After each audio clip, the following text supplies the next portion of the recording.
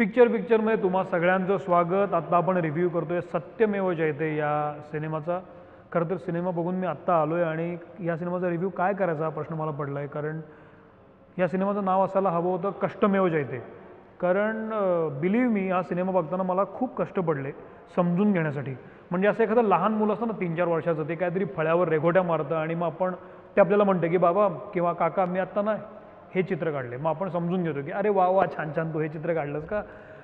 अशा पद्धतीचा बाळबोधपणा सिनेमाभर सुरू असतो आणि आपण तो सहन करत राहतो, कारण जॉन नामक एक महाकाय कलाकार ते करत असतो आणि त्याच्यासोबत मनोज वाजपेयीसारखा एक संवेदनशील नट असतो, म्हणून आपण ते बघत राहतो।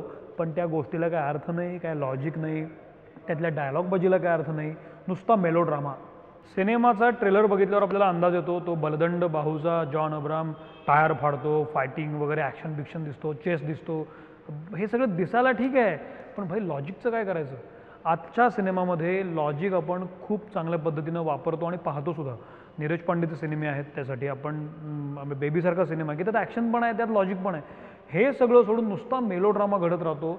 गोष्ट साधी सोपी आहे, शहरामध्ये अचानक पोलीस कर्मचारी पोलीस अधिकारी जे असतात त्यांचा खून पडू लागतो आणि हे सगळे पोलीस अधिकारी असे आहेत की ज्यांनी लाच खाल्लेली आहे, जे भ्रष्टाचारी आहेत, आणि मग पोलीस खातं खडबडून जागं होतं आणि मग त्या चोराचा शोध घेतला जातो आणि मग तो चेसिंग कसा आहे, कशा पद्धतीने घडत जातं, हा सगळा सिनेमा आहे। त्यामध्ये खूप सारे सरप्राईज आहेत, त्यामध्ये काही हास्यास्पद गंमतसुद्धा आहे, हास्यास्पद गंमत आहे हां, तर तीसुद्धा आपल्याला दिसते।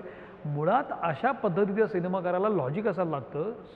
पोलीस अधिकाऱ्यांचे खून करणं ही इतकी सोपी गोष्ट नाही आहे, त्याला लॉजिकही काही नाही आहे।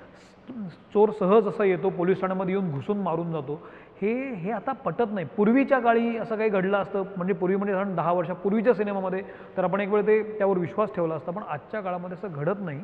पण हे सांगणार कोण, उगीच काहीतरी ड्रामा दाखवायचा म्हणून दाखवत राहायचं, फायटिंग पाहिजे म्हणून ती करत राहायची, याला काही अर्थ नसतो। शिवाय डायलॉगबाजी, नको तितकी डायलॉगबाजी नको त्या वेळेला आल्यामुळे जो काय फुसका व्हायला पाहिजे तो सगळा फुसका याच्यामध्ये होतो।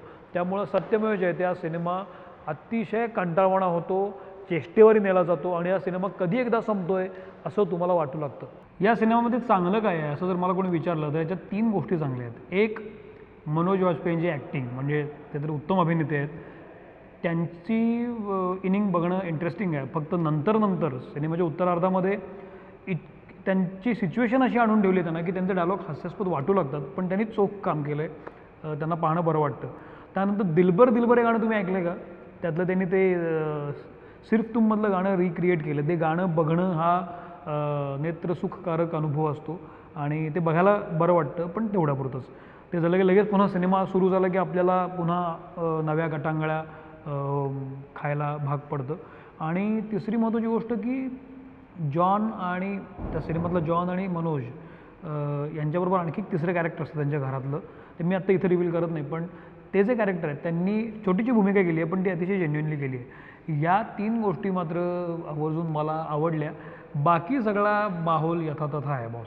नाही म्हणाला याच्यामध्ये काही मराठी चेहरे दिसतात, आपला गणेश यादव आहे, अमृता खानविलकर आहे, किंवा देवदत्त नागे आहे, पण त्यांच्या वाट्याला खूप छोट्या भूमिका आहेत, त्या त्यांनी चोख पार पाडल्यात। मुद्दा असा आहे की तुम्ही जेव्हा अशी एखादी गोष्ट घेता की जी पोलीस खात्यावरच बेतलेली आहे, तेव्हा त्याला लॉजिक पाहिजे। मेलोड्रामा तुम्ही एका पॉईंटपेक्षा जास्त आणू शकत नाही। मेलोड्रामा अति झाल्यामुळं हा सिनेमा मार खातो, लांबी त्याची वाढते आणि एका पॉईंटनंतर सिनेमा सहन होईनासा होतो। या सगळ्या रिव्ह्यूनंतर तुमच्या लक्षात आलं असेल की मी या सिनेमाला काय देणार आहे। या सिनेमाला मी देतोय 1 star. Don't waste your time. तुम्हाला जर सिनेमा बघायचा असेल, स्वातंत्र्य दिन आणखी चांगला करायचा असेल, तर सत्यमेव जयतेपेक्षा गोल्ड मच बेटर फिल्म आहे। आपण इथं थांबूया। पिक्चरमध्ये पुन्हा पुढच्या शुक्रवारी नवी टीम नवा सिनेमा घेऊन आम्ही हजर होऊ।